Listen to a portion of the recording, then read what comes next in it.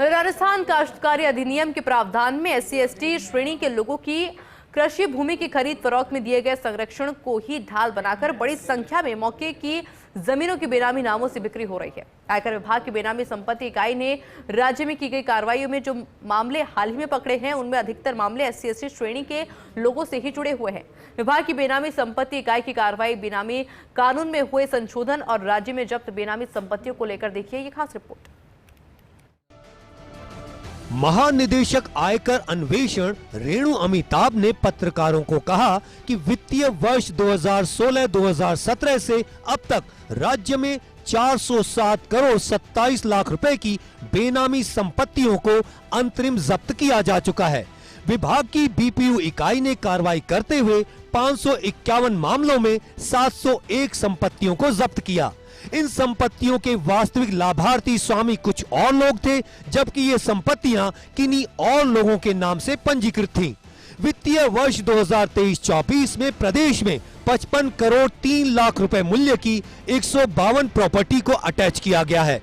अब ऐसे लोग बेनामी प्रॉपर्टी कानून में 1 अक्टूबर 2024 से प्रभावी हुए संशोधन के कारण बेनामी प्रॉपर्टी की खरीद फरोख्त में लिप्त होने की सजा से बच भी सकते हैं, जिसके लिए उन्हें खुद विभागीय अधिकारियों के समक्ष बेनामी प्रॉपर्टी की जानकारी साझा करनी होगी। ऐसे लोगों की मदद के लिए ही आयकर विभाग ने हेल्पलाइन नंबर 0141238545 और ईमेल ID jaipur.ddi.bpu@incometax.gov.in जारी की है। राजस्थान टेनेंसी एक्ट का जो वायलेशन हो रहा है उसमें we wanted people to be aware, उनकी जागरूकता बढ़े, जिससे अगर कोई अननोइंगली ये काम कर रहा है तो they should know what are the dire consequences. Penalty हो सकती है, प्रोसिक्यूशन हो सकता है, अमंग्स्ट अदर थिंग्स।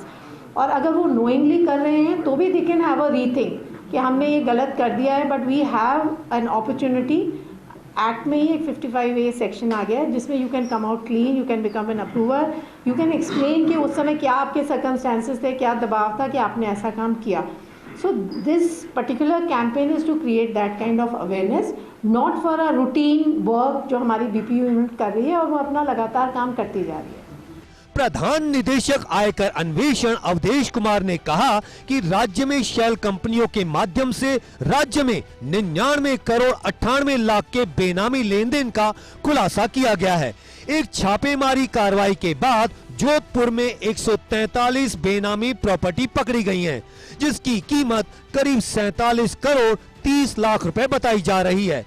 जांच के अनुसार एक ही व्यक्ति और समूह से जुड़ी शेल कंपनियों ने इस बेनामी प्रॉपर्टी की खरीद फरोख्त की। इस मामले को लेकर जोधपुर उच्च न्यायालय ने एक बड़ा निर्णय भी दिया, जिसकी देश भर में चर्चा है।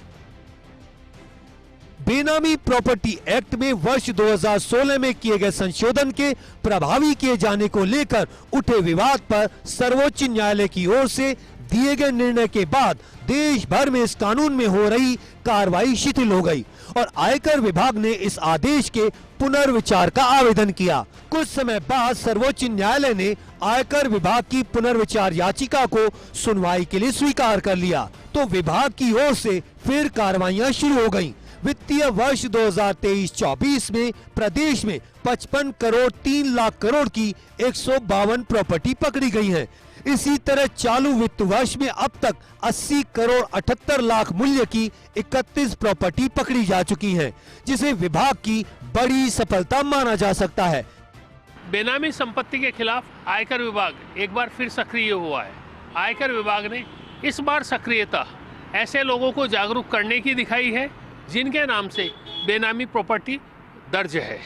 आयकर विभाग का मानना है कि ऐसे अनेक लोग निरपराध हो सकते हैं जिन्हें बेवजह बेनामी प्रॉपर्टी एक्ट में सज़ा मिल सकती है, लेकिन सज़ा से बचने के लिए ऐसे लोगों को खुद विभाग के पास आकर ये जानकारी साझा करनी होगी कि वे बेनामी कानून में जो प्रोविजंस हैं, जो बेनामी प्रॉपर्टीज़ हैं, उनसे उनका कोई लेना देना नहीं है। देखने वाली बात यही है कि आयकर विभाग की इस मुहिम का असर कितना होता है और आयकर विभाग को अपने कार्यालय में बैठकर ऐसी कितनी सूचनाएं मिलती है जिनके माध्यम से BPU यूनिट आगे एक्शन करेगी। कैमरामैन विनोद के साथ Vimal Kothari, first India news, Jaipur.